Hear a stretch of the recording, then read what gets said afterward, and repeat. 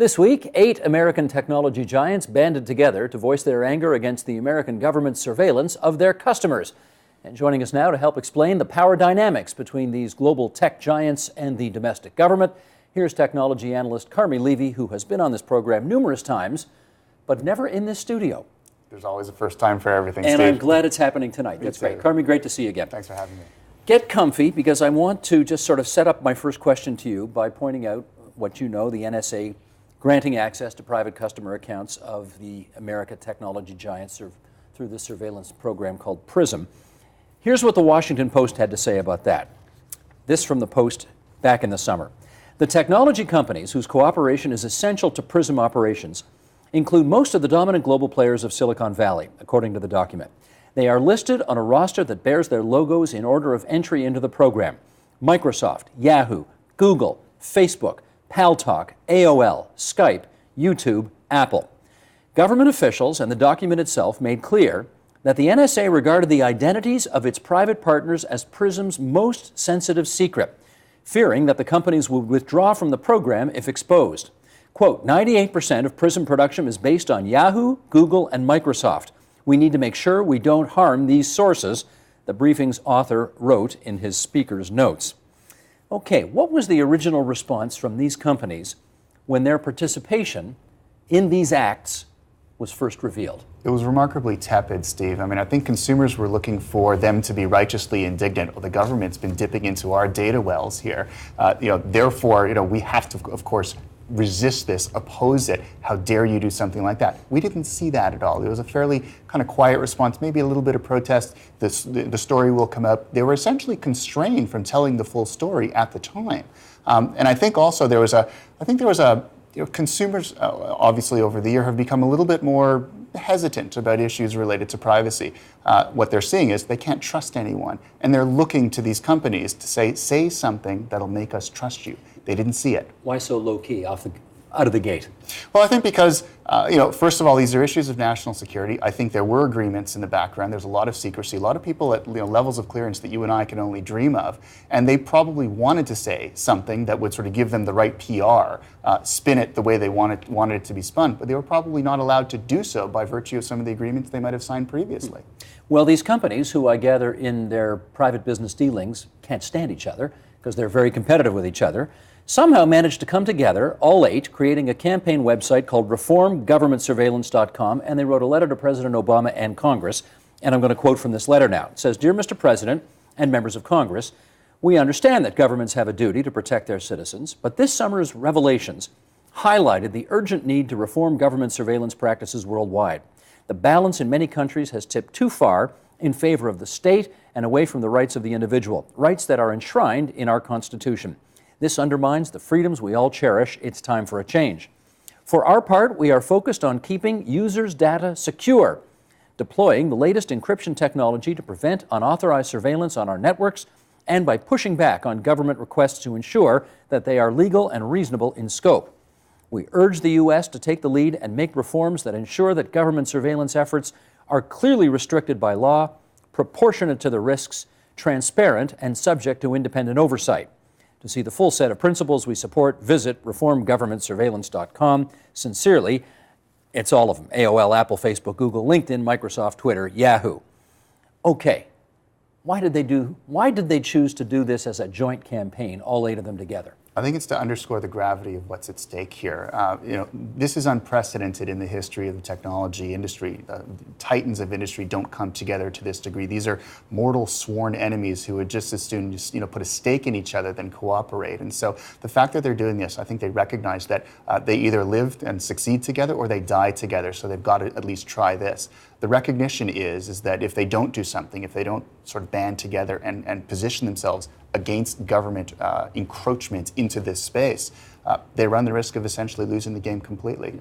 Globally, they will be cooked. Globally, they will be at a disadvantage compared to competitors in Europe who will now take advantage of weak American tech companies and start moving some of their business away from the U.S. outside. Trade barriers will start to tighten for these American companies. The U.S. will no longer lead in terms of technology. It'll be harder because it's a harder place to do business because the government isn't playing ball. It'll be harder for them to situate, so they'll just say, I'm just going to take my investment and direct it at at Europe or directed at Africa or Asia. Why should I do business there? And then finally, I think they recognize consumers. It's all about trust. And if you look at all of these companies, for the most part, they're not selling physical widgets. They're selling web services. And web services are remarkably unsticky. You're a customer, you trust that that company is going to do right by you. If you don't, it's not that big of a deal for you to switch your web services, your email account or whatever, from one company to another. We've seen it before. MySpace, for example, no longer exists to the degree that it did because customers no longer felt that it delivered value. The same thing can befall all of these companies if customers decide they can't trust them. Carmi, I don't imagine that Mark Zuckerberg and let's say Sergey Brin pick up the phone and call each other all the time and say, hey, how you doing? So do we know how this came together? Do we know who called who and managed to put the 8 of them together? No, I sure wish I were a fly on the wall to see that play out. But I'm guessing at some point one of the CEOs probably called another one of the CEOs and said, hey, I realize this is extraordinary and I'm sorry to bother you, but guess what? Extraordinary times call for extraordinary measures. We've got to do something. And I think once the initial connection was made, it was relatively easy to pull all of the other big players in. This probably wouldn't work to the same degree. I don't think it would get the same kind of attention if it had only come from one company. The fact that it's a partnership, it's a consortium, I think gives it infinitely more power than would have otherwise been the case. Let me pick up on one of the angles you just mentioned in that last answer. Here's Jeff Jarvis writing in The Guardian earlier this summer on why they did this. Well, if they do not assert their clear control, these technology companies risk losing business, not only from skittish consumers, but also from corporate and foreign government clients. The Cloud Security Alliance polled companies and found that 10% had canceled U.S. cloud business and 56% were less likely to do business with U.S. providers. So I know that there is this sense, and you just told us, that you don't make good on this, so we're going to take our business elsewhere. More than just an idle threat? No, it's a very real threat and a clear and present danger to the future success of these companies. If customers, whether they're located in the US or globally, and increasingly this is a global business, if they perceive that when their data is sitting on a server sitting in the US or under the control and regulatory control of an American company and the American government, if they feel that they're going to lose control of that data, that they cannot trust that those who are guarding it are in fact doing so on the up and up, they will pull their business and put it somewhere where they can trust it. The cloud, obviously, that has been a huge trend in the industry for the last couple of years. 2014 is going to be pivotal as we continue to shift more of our services from traditional software into this nebulous cloud. It's all about trust. If you don't trust who's providing that cloud service, you're going to find someone else. And the American companies, if they don't do something now, pull together, they may find themselves on the outside looking in. But here's the thing. You have to ask if this is just a bit hypocritical, given that these companies know everything about us, right? They know our buying habits, they know our relationship status, they've got all sorts of information on our private lives. Is there a part of you that thinks this is a little bit precious, that you're trying to keep this information away from government when you've got it all already? Oh, of course, because if you look at, let's single out Google, for example, because I think they do it particularly well and probably better than anyone else in the industry. Every time you sign on to a Google service, whether it's Gmail, the Google search engine, or YouTube, every activity that you engage in, they are tracking. It's going into a massive database. They know more about you than probably your spouse does. And they're taking that information, they're using it to gain insight, to better match advertisers to what it is that you're doing. So the little ads that pop up on the side, which of course drive massive amounts of revenue, are directly targeted at you. It's an incredible new way and an efficient way to raise money.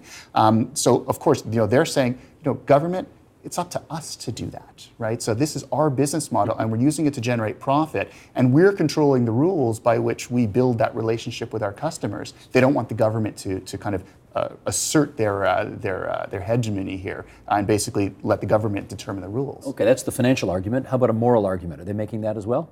I think so, and of course they always fall back on, well, you're the customer, and when you signed on with us, we had this great big terms of use policy, 15,000 words of legalese that you didn't read, but of course you clicked on the I agree so that you could get to the good stuff. And of course that's the way the industry has always worked. We agreed to this because we clicked on the button. But I think going forward, consumers are becoming a little bit more savvy. More and more of them are starting to read those terms, and they're not liking what they see. Facebook has had significant amounts of backlash over the past couple of years over its terms that essentially give it massive powers to do what they want with your content. When you post a picture, for example, to Facebook, they have the right to take that and throw it into an ad.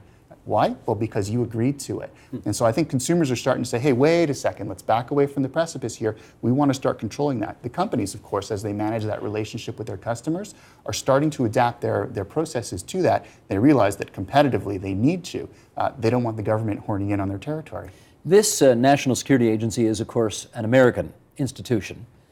Should Canadians be worried that this is happening to us as well? They absolutely should. And of course, it's funny, the Canadian government has been largely quiet in this, and Canadian companies have been largely quiet. But here's the thing, the internet is not a national entity, it's a global entity, and data flows rather freely over transnational borders. And so if you sign up for a service like Gmail, or any of the Google apps, then your data probably sits in a data center that is in the US somewhere.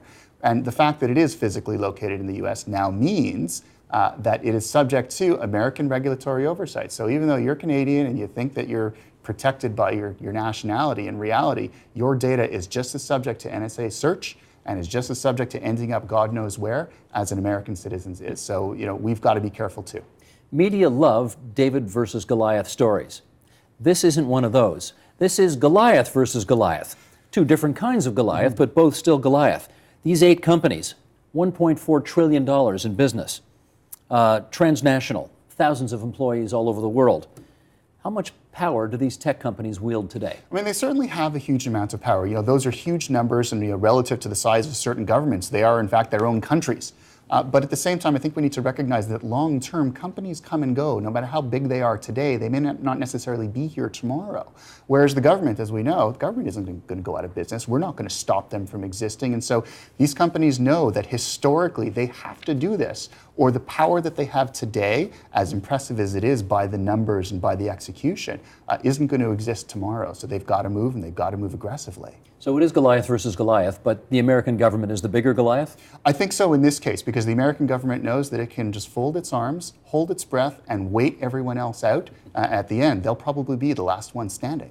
It is permanent. It is. Much as we don't like to admit it, it is. Well, I don't know. You go to Washington, D.C., and you look at those buildings, looks pretty permanent. They'll be around for a while. MySpace isn't there, but certainly the Capitol will be there forever. Here is what security technologist Bruce Schneier had to say about how the tech giants should approach the U.S. surveillance state. He wrote this in The Atlantic earlier this summer. You, an executive in one of those companies, can fight. You'll probably lose, but you need to take a stand, and you might win. It's time we called the government's actions what it really is, commandeering. Commandeering is a practice we're used to in wartime, where commercial ships are taken for military use or production lines are converted to military production. But now it's happening in peacetime. Vast swaths of the internet are being commandeered to support this surveillance state. If this is happening to your company, do what you can to isolate these actions. Do you have employees with security clearances who can't tell you what they're doing? Cut off all automatic lines of communication with them and make sure that only specific, required, authorized acts are being taken on behalf of the government.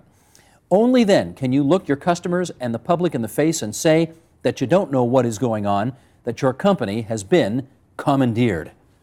You think he's onto something here? I think he is, because no matter how this plays out, even if the companies, they're calling for reform, and even if there is no reform to be had, even if they get shut out, even if the government insists on having its own back ends, its own back doors into their systems, into their data, at least they're perceived. They're seen as the David in this David versus Goliath battle. And it's a battle for perception. It's a battle for the hearts and minds of consumers, and ultimately for the future of an increasingly cloud-based business. So if they don't at least make the attempt, that perception, they will always be perceived as the dark Goliath.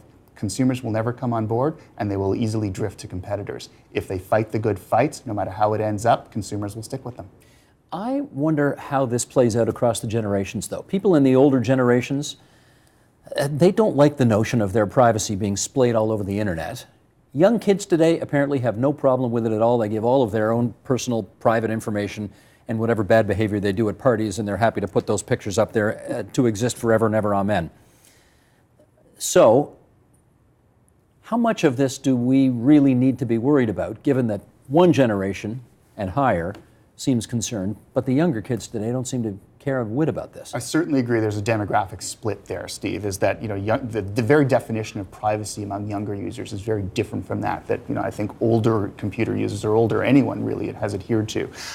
But so there's clearly a window that as we continue to age and as those younger demographics take up a larger and larger percentage of the population, they will become the influencers, and perhaps the definition of privacy on a society level will become less and less pervasive than it is today. But they're not the only stakeholders in this game, and it's all about business and trust. And so no matter how your consumers perceive privacy, if, for example, your business partner believes that you're not playing by the rules of the game, privacy, no privacy, they may not want to do a deal with you. They may want to do a deal with someone else.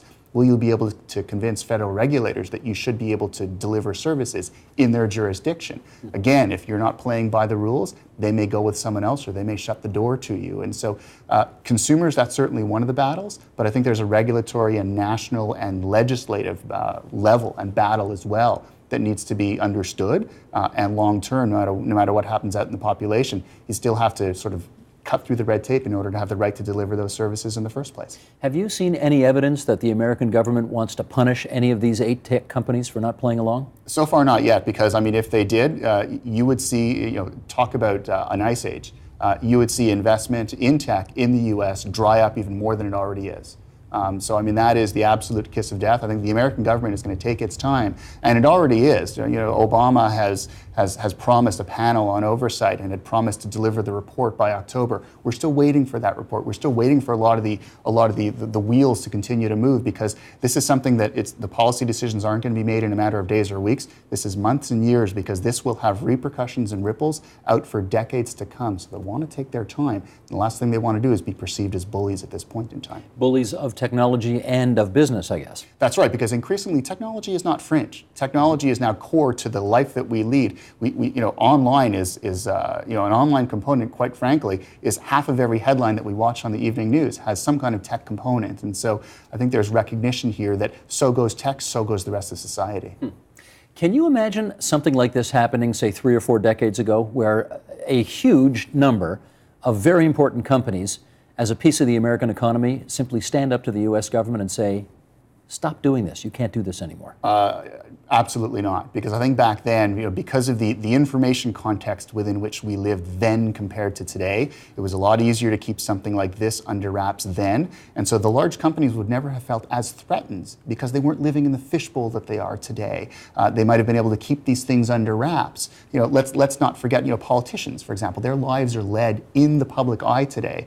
And you can't keep anything hidden. Well, back in the 60s, speculation now that we know about JFK's life, if that had happened today, I think his position, his role in history would have been very different than it ultimately was. These companies have written the letter that I read from earlier. They spend tens of millions of dollars lobbying Congress. They've taken obviously a public relations campaign to the highest levels right now. Are they doing everything they need to do to push back on this, in your view? Certainly from a starting position, yes, but this is not going to be a one-time deal. This is going to be a sustained campaign. And so the letter is written, the websites are up, the PR machine has kicked into gear, but this is going to be a months-long, this is a war of attrition. And these companies had better be prepared for that war of attrition, because quite honestly, it's not going to end anytime soon. And really the one who blinks first loses. Let me understand the attrition that you're referring to here, because in a real war of attrition, you're talking about dead bodies over and over and over. We're obviously not talking about that here, but what's the casualty rate in this refer to? Well, we're going to see the bottom line. The bottom line is growth, because you grow by driving trust, by building your market. You stagnate by losing trust and losing that connection with your market. And so we're probably not going to see it tomorrow. They're not at risk of immediate implosion if they don't do something. But long term, 2, 3, 4 quarters from now, a couple of years from now, if those growth rates start to flatten out, I think it'll be relatively easy to draw a straight line between that and what's happening now. And we'll ask the question, did they do enough? They can't afford not to do enough here. One more thing, Carmi, and that is next week, I gather the President is going to receive the findings of an independent review panel. They're going to be offering a series of surveillance reforms. I wonder what influence you think the tech companies and their campaign, their remarks, their letter, all of that will have on the reforms that are likely to be presented? I think relatively minor, because the timing of it is that they got into it late in the game, and so this panel has been working for the past number of months, since August, since it was formed then, to pull together everything, and the companies only go public with their campaign now. And so I think we may see some influence, but probably not as much as we would like. I think there's also some question about the panel itself. There's some debate over just how independent they are. Are they insiders? Are they in cahoots with the government? Or are they truly independent external observers looking over the shoulders of the government and these tech companies? Again, we'll have to wait and see what the results of that report are before we can weigh in. But at the end of the day, this is an imperfect process. This is only chapter 1. It's going to play out for a while. How many chapters in this book?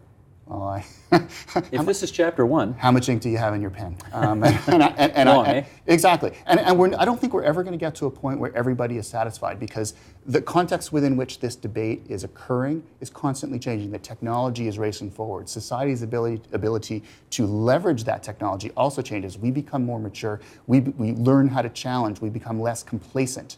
And so over time, I think we'll get to a point where maybe there's some kind of stasis, but this debate is always going to be going on. We're always going to be shifting and adapting and moving forward. Gotcha.